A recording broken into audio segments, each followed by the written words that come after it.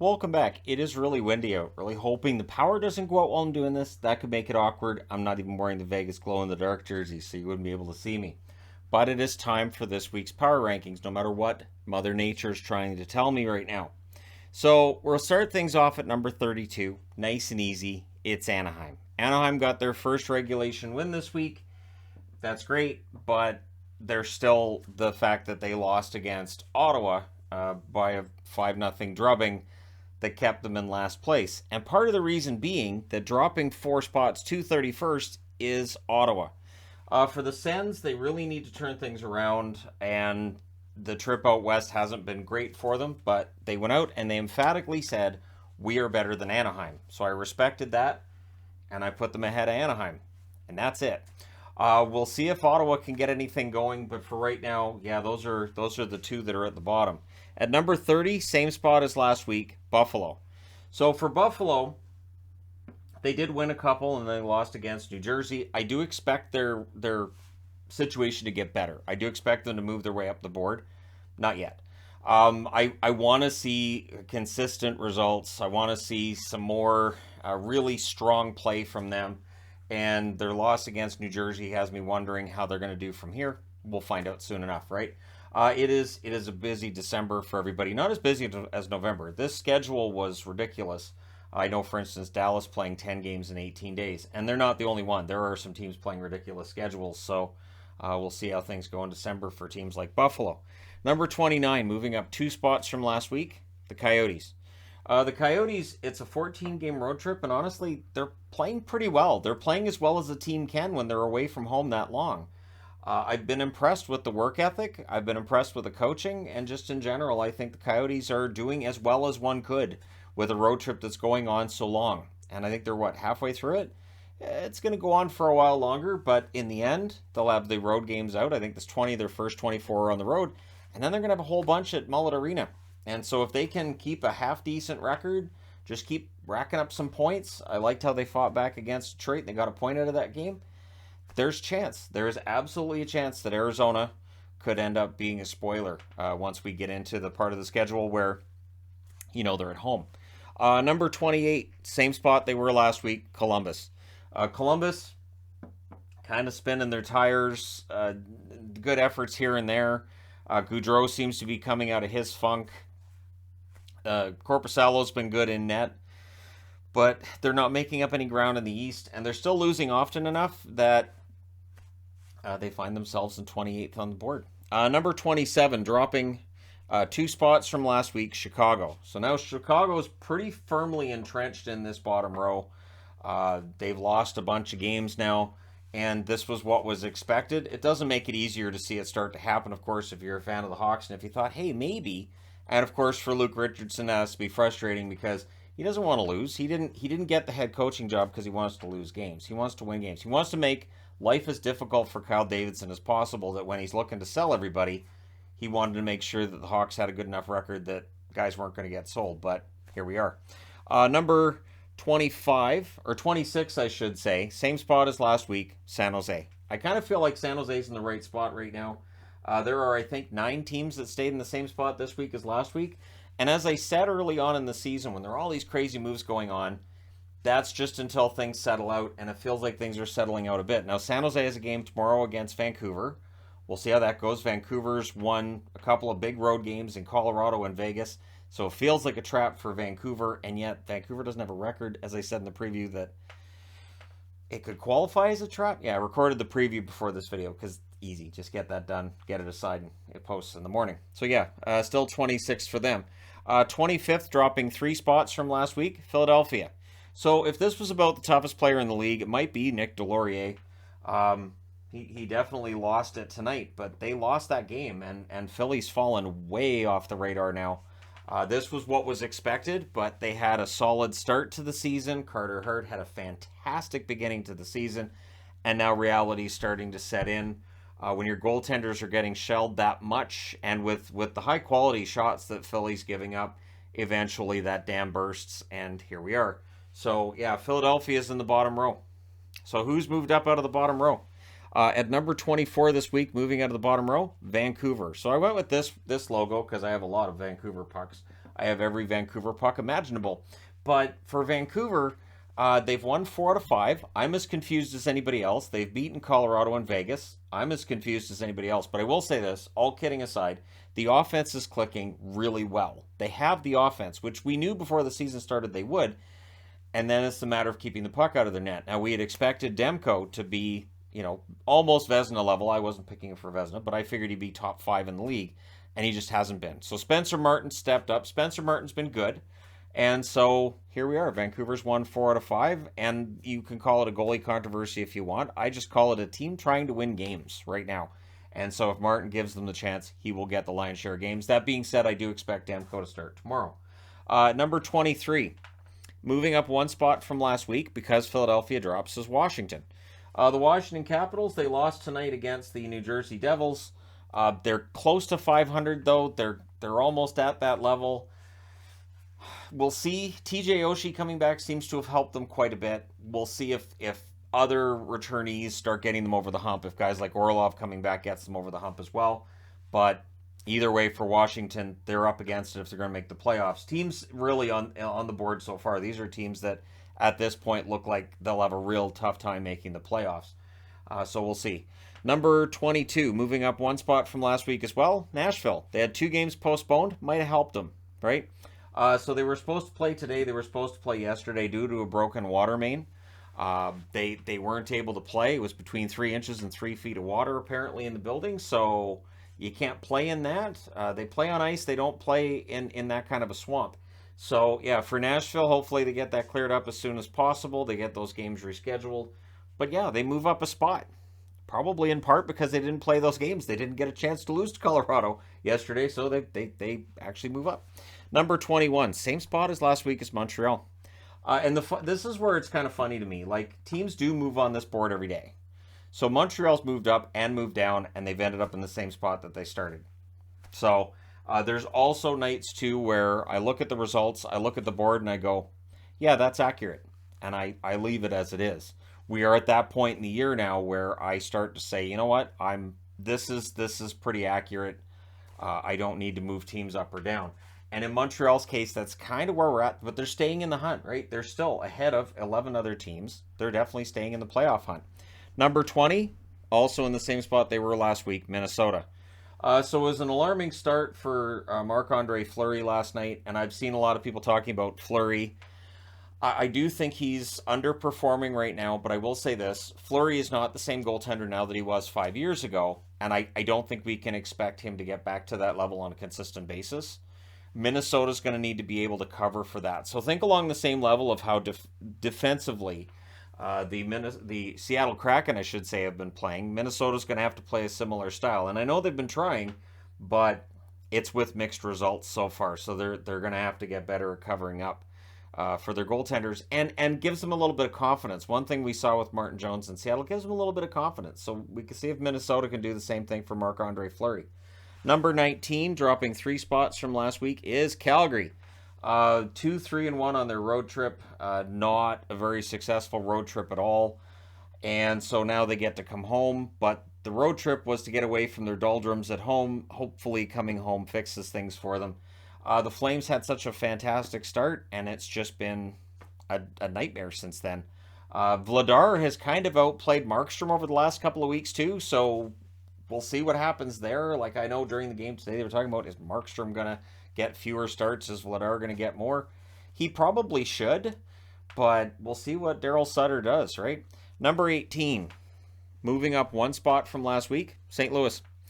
St. Louis is really kind of all over the place, so it makes sense that they end up almost smack dab in the middle of the board at 18th. They were higher, but the loss today, or the win today, actually brought them up. They were actually lower, right?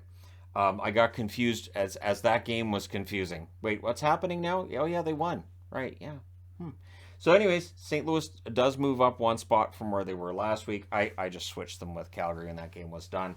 So for St. Louis, they're on the positive side. I really thought they were going to lose that game against Florida because Florida, they were up going into the third. Apparently it's not last year's Florida Panthers at all. So St. Louis keeping themselves in the hunt in a West that is really wide open right now. Number 17, dropping 2 spots from last week, the New York Rangers. So for New York, It has been a tough go of it, right? The loss against Anaheim, and then today the meltdown against the Edmonton Oilers. That's why they're in the third row. Up until today's game, they were in the second row, but yeah, that's a tough loss, losing that lead at home like that. So for the New York Rangers, a team that I picked to go to the Stanley Cup final, are they going to make the playoffs? And I think that's a legit question right now. They should, but they shouldn't be where they are right now on the board either. So, it remains to be seen. One thing with the Rangers that I think has changed, Igor Shesterkin doesn't have that same aura that he had last year where you really weren't going to beat him. And I think teams have figured that out. So maybe it's that teams have a better game plan against Shesterkin. Maybe he's just, a little bit off. And I'm saying that even though some of his stats are fantastic, but it doesn't feel the same as last year. Number 16, dropping 2 spots from last week, the LA Kings. The Kings are still a good bet to make the playoffs. Dropping a couple of spots is more of a reflection on how other teams and how other teams played rather than how they played. And I like what LA's got going on in general. Peterson's been better lately. And so, yeah, there's reason to think that the LA Kings are going to hold one of those top 3 spots, which makes life more difficult for teams like Edmonton, Calgary, Vancouver, if Vancouver can get back in the hunt. And maybe it will be Vegas, Vegas, Seattle, and LA that are the top 3. I'm so baffled that Seattle's that high up. I can't say it out loud. So number 16 is LA. They dropped 2 spots in part because moving up 2 spots, Detroit. So the Detroit Red Wings, good week for them. Yes, they lost a lead against Arizona, but Arizona's a very hardworking team. They did still get the 2 points in that game, so I didn't penalize them for that. And they're third in their division.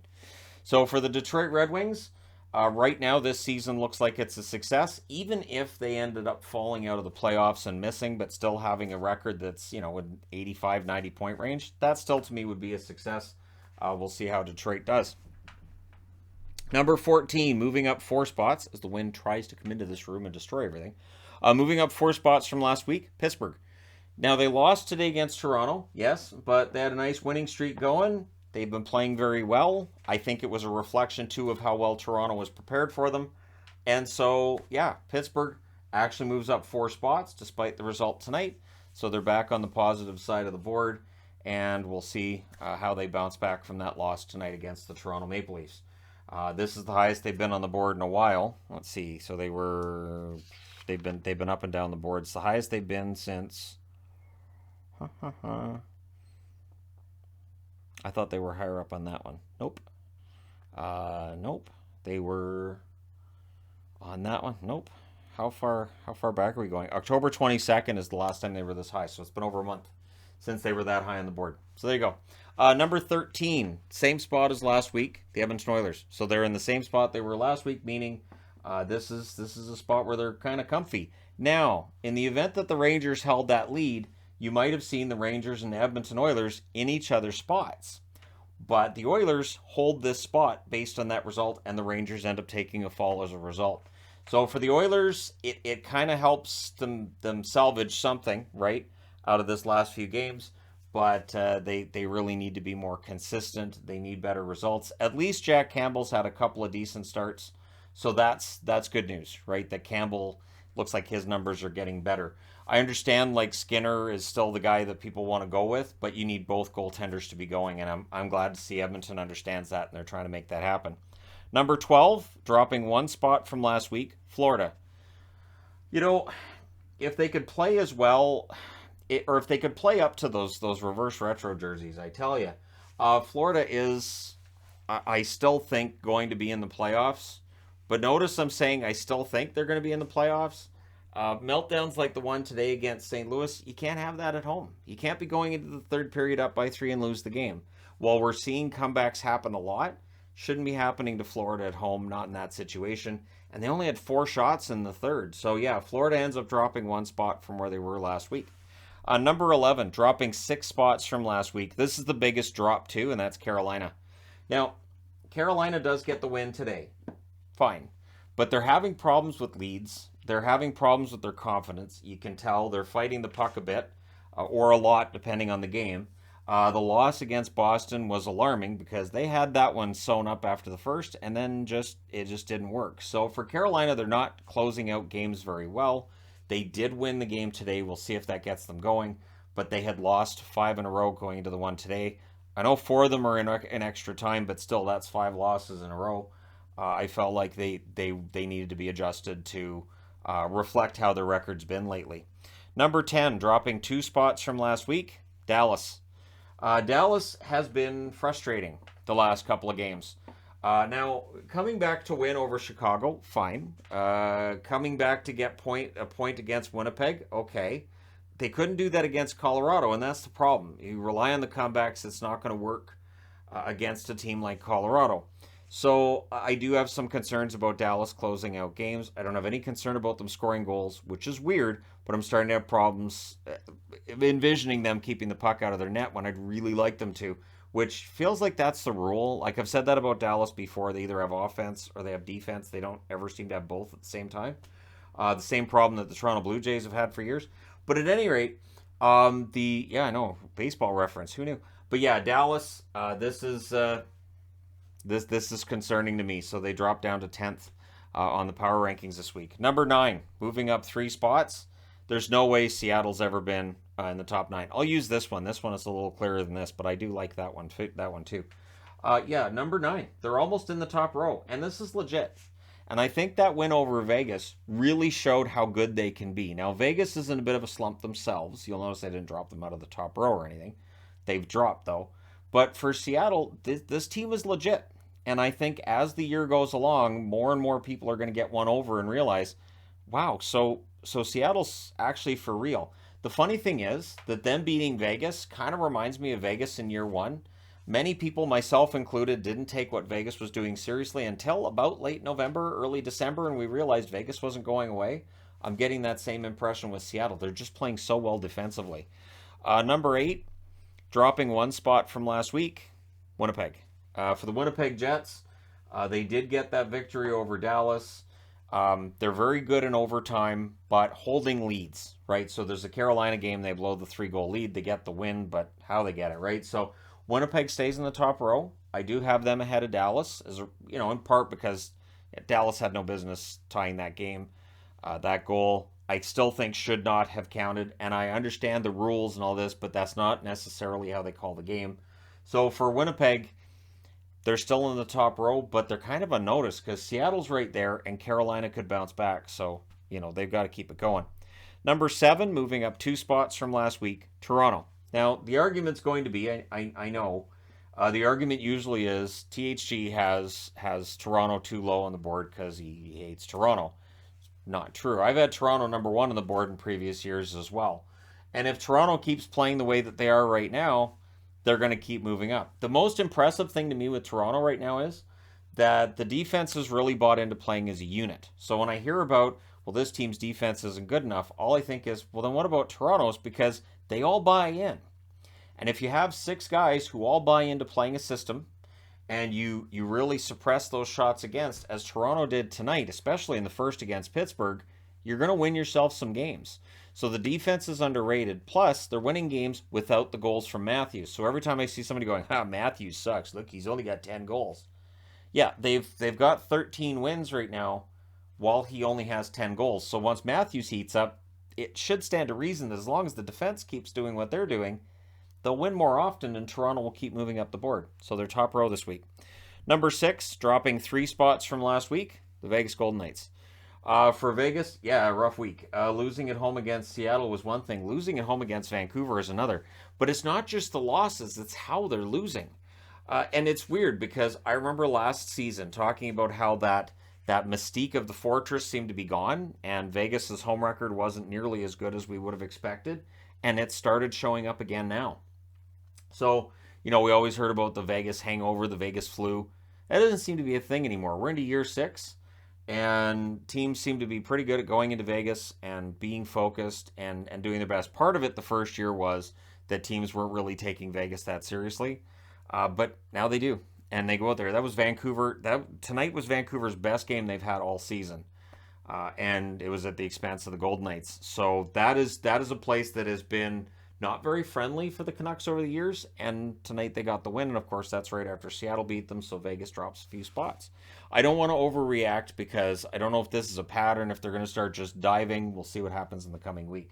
Worst thing to do is to have a team drop really far and then have to bring them right back up the next week. Hello, Colorado. Number 5, moving up 5 spots from last week. The reason I'm wearing an Islanders jersey right here.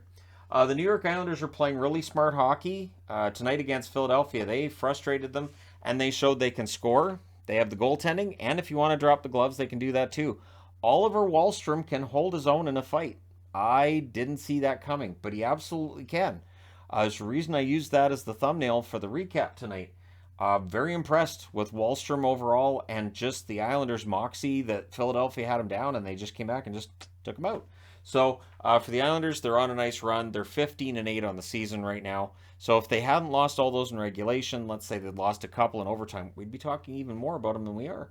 But yeah, for the Islanders, I think that they're back, and we'll see what happens and how long they keep the spot they're in right now, and do they end up pushing their way into first place in the division? It's possibly there. I say possibly because there's a team that really has to cool off for that to become a reality. Number 4, same spot as last week, Colorado.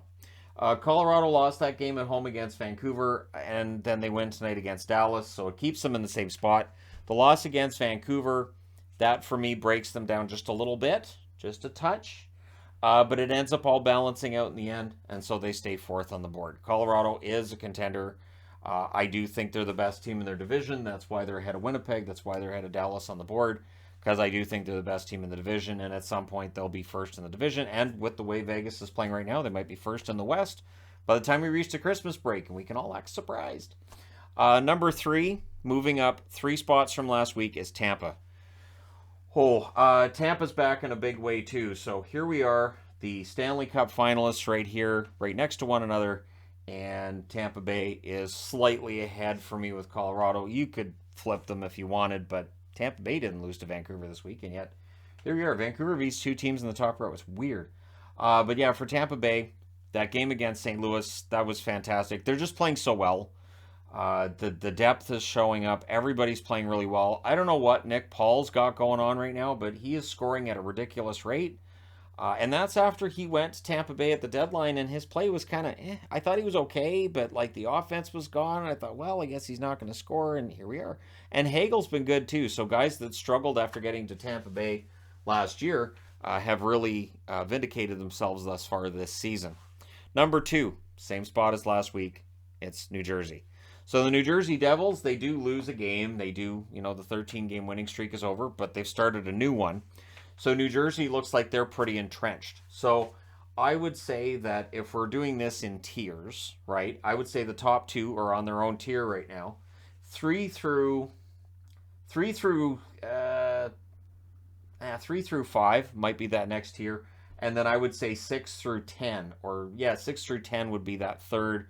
And then, various other teams in there, starting with Carolina and going up to Calgary, and then it's anybody's guess. But I would say the New Jersey right now has really established themselves. My point being, if they have a really rough week this coming week, I don't know that they drop out a second spot. I think it's going to take more than one bad week. But with one good week by New Jersey and one bad week by Boston, these teams could absolutely swap spots. So Boston stays in first place for the 3rd straight week.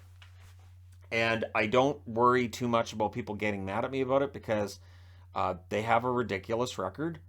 And I don't know, this is one of those things too where I always tell people, like, power rankings are about the regular season. Going into the playoffs, I could see a team having a game plan against Boston that works. I don't know how much better they are than the team that Carolina beat last year in the playoffs. But right now they're playing so well and they're clicking really, really well. And so, kudos to them for that. We'll see if they can keep it up. But there you go. Your power rankings for this week. The last power rankings in November. The next ones will be in December. Maybe that's what that wind's trying to tell me, that December's on the way. Probably. But anyways, there you go. Let me know your thoughts in the comment section below, as always. I know everybody will. Don't forget to hit like and subscribe. If you're browsing your way through, you just happened upon this video. Thank you guys so much for watching, for all your support. I will talk to you again soon.